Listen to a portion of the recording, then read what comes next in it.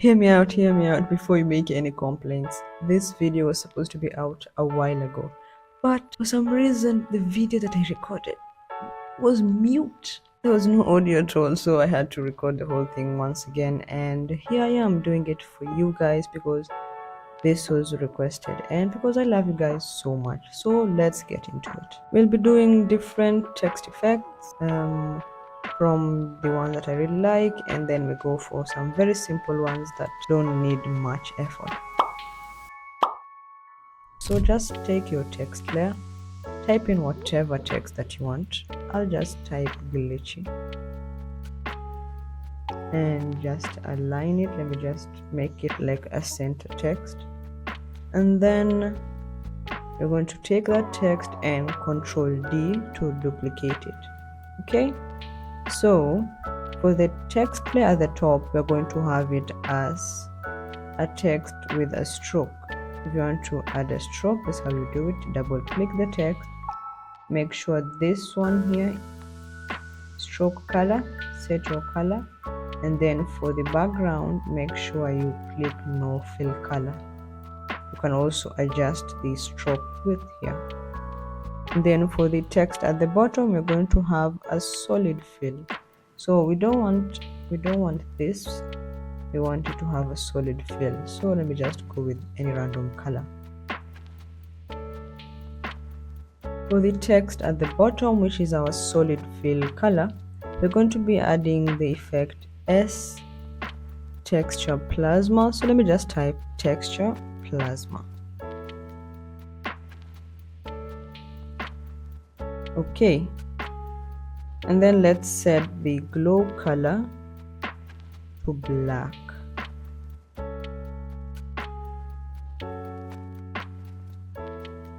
Set the glow color to black. This is what we'll have. Let's try rendering that.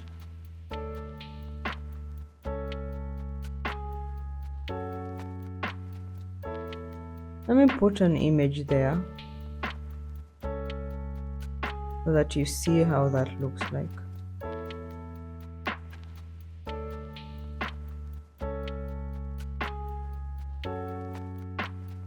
So you realize it's the text itself that is black. It's not like transparent. Okay, that's the first effect. The second one, we're going to be using this same procedure, this same thing that we have, and then we are going to add deep glow to it. When you add deep glow, go to unmult and make sure you click this checkbox, and then you realize the text is now transparent. Let me hide the background.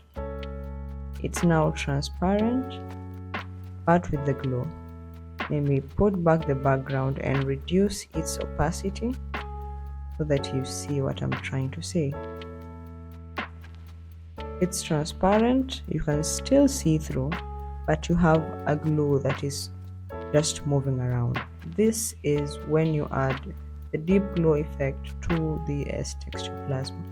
Something that you need to know: if you have a black layer and you add deep glow, the deep glow will take away that black part. So if I have a black text and I add deep glow, I won't see anything because it will all be taken away, similar to what we did here. We had that black background and we added deep glow, and now our background became transparent. So that is how this look was made. That is the reasoning behind this look.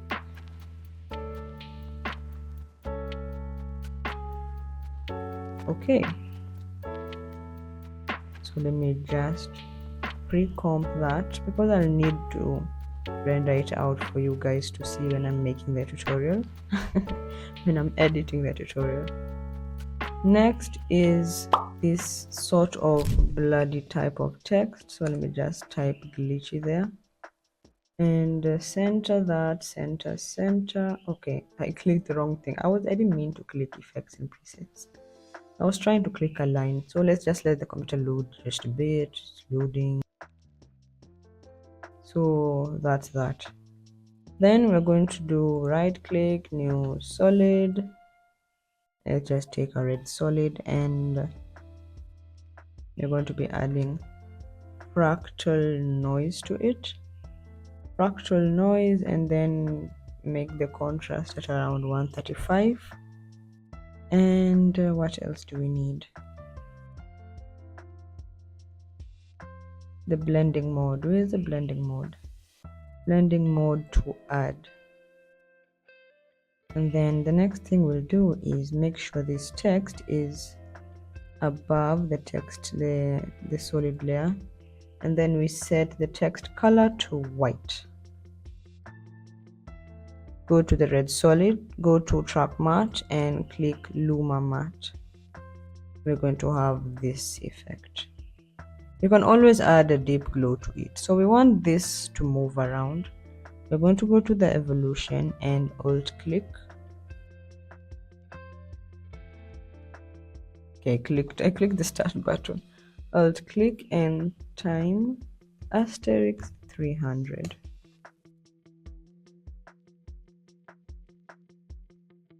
And then we'll have that. Very simple, very beautiful. So let's also pre-comp that and call you bloody white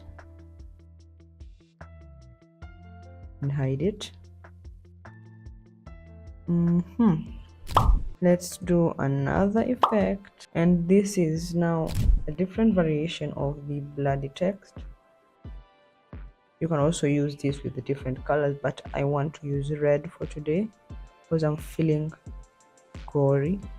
So we're going to use cloud cycle and then setting the scale color to red. Scale color to red, and we'll have something that looks like this.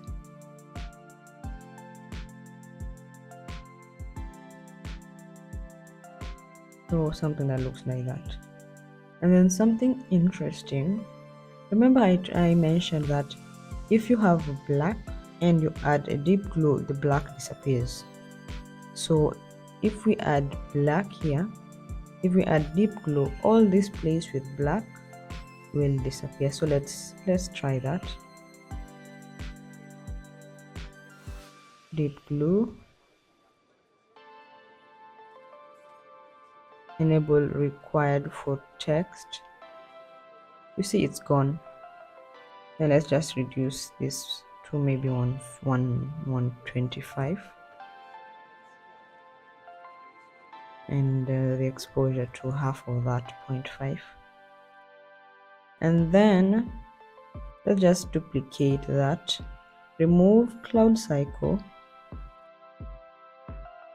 Let's just hide the deep glow. I'm not sure if we'll use it.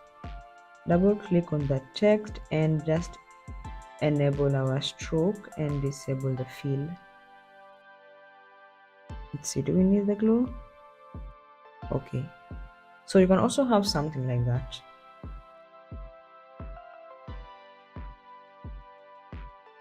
Let's just load it real quickly. So you have the color around, and you have anywhere that had the black effect will now be transparent, and you can have your stroke so that you're still able to define these letters but maintaining the effect that you have made. The next thing we do is make sure we have a solid and remove the stroke. Remove the stroke. Then we're going to change this solid color to something that is not white, because if it's not white, if it's white, we won't see the effect well, or we won't see the effect at all. So we're going to add light sweep, CC light sweep, and what we'll be working with is the center, where we'll animate it from left to right. So just click on this thing, put it at that point, go to the end, click on that, put it on the other end, and this is how it will look like. Very simple, very classy. You can always layer these effects. You can layer them and come out with the best looking effect. So I'm also going to pre-comb that and call it light sweep. It looks like Schweppes. Why did I add a C? Okay. The next effect we'll be doing now is one that is just for the looks, which is the bevel and emboss. Let me just type Glitchey here.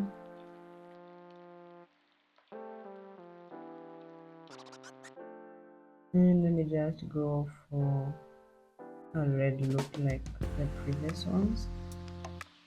So you go to the text, right click it, layer styles, bevel and emboss.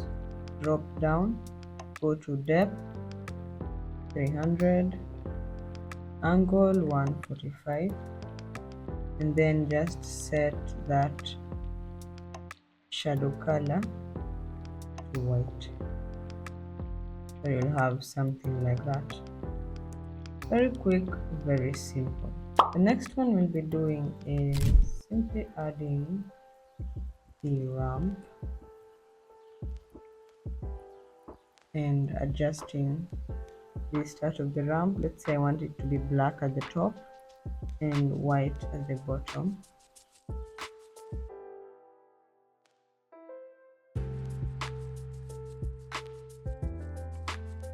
Something like that.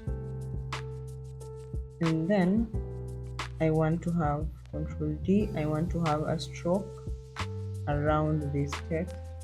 So we are going to disable the fill and make sure we have a stroke. My stroke, I'm going to let it be 1. Then to the solid layer that we had the ramp added, let's do deep blue and make sure you click this. Reduce this to just half of it, 125, and the exposure to also half.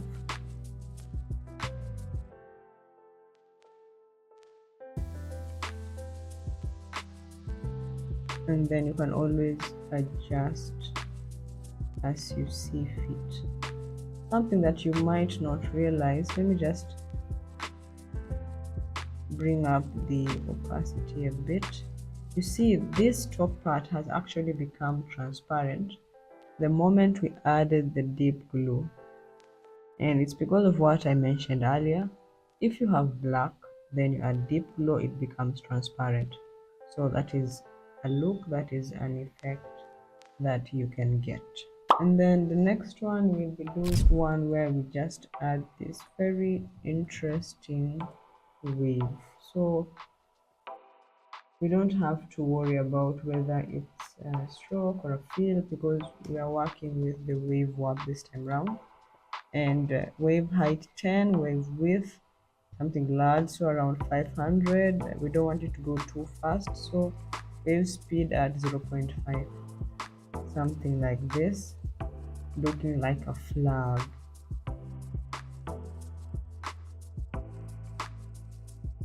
Okay, so that's our wave warp. And the final thing we'll be looking at is addition of CC rays. So I need to have this as a fill and remove the stroke, then add CC rays. Good. Oh no, not CC rays, but S. So I was wondering where is it? S rays, and then the ray length, we put it at 0.9. Then brightness, we don't want it to be too much, so 1.5. What we'll be doing here is animating the center, so make sure you click that keyframe and move the center point, then go to the end and move that.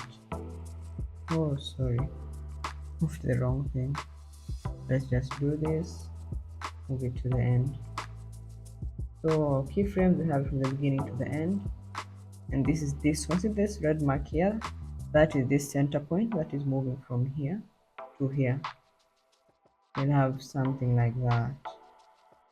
Remember, you can decide to move it in any direction. You can decide you want it from top to bottom, you can want it just pass through the center, just something like that.